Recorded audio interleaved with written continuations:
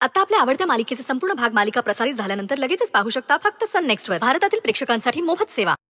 अजून 24 तास श्रेयसला under observation ठेवणार, पण याची काळजी करण्यासारखं काही नाहीये. म्हणजे 24 तास जीवाला घोर. तेव्हा माझ्या श्रेयसला लवकरात लवकर शुद्धीवर आण,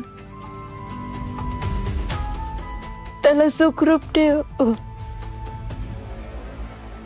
आजी, अगं आजी रडू नकोस.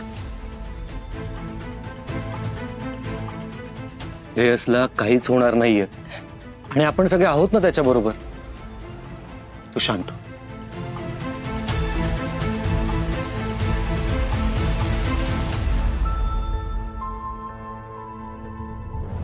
काय करताय तुम्ही तिकडे? काय चोरून ऐकताय बोलणं? खाली या, खाली या. काय चाललंय तुमचं? नाही हो, चोरून वगैरे नाही, पण जेव्हापासून कळलंय ना की श्रेयसचा अपघात झालाय, खूप काळजी लागून राहिली हो. म्हणून इट्स आवर फॅमिली मॅटर. आणि तोच तुम्ही चोरून ऐकत होता. डाऊन मार्केट माणसात तुम्ही. तुमच्या या डाऊन मार्केट सवयी जातच नाहीयेत. यशोधरा,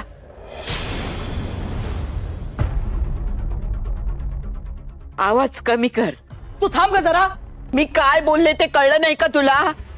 अगं घरात परिस्थिती काय आहे, प्रसंग काय आहे आणि तुझं काय चाललंय हे. आई तू ना मध्ये बोलू नकोस. खरं सांगते, तुझ्यामुळेच होतं हे सगळं. या या या या बेघर लोकांना तू डोक्यावर चढवून ठेवलंयस. काय ते सुरू केलं तूच मध्ये? म्हणे गुरुजींनी सांगितले ही फालतू माणसं या घरात आली आहेत तर या घरात सगळं शुभ घडणार आहे, कुठलंही संकट येणार नाही. आज काय घडलंय? अगं ह्यांच्यामुळे तर श्रेयसवर संकट आलंय. खबरदार, खबरदार त्यांना एका शब्दाने बोललीच तर. आई बापांची कर्म मुलांना भोवतात ना, तीही अशी. आई आई काय? आई काय? मी तर म्हणते यांच्यामुळेच आपल्यावरचं अरिष्ट टळलंय, याचा विचार कर. गुरुजींचं भविष्य कधीच खोटं ठरत नाही ग. त्यांना दोष देण्यापेक्षा आपली कर्म सुधार. अजूनही वेळ गेलेली नाहीये.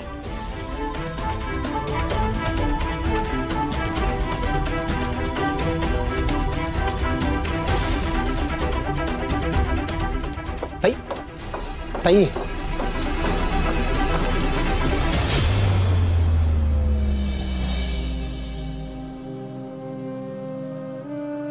ताई,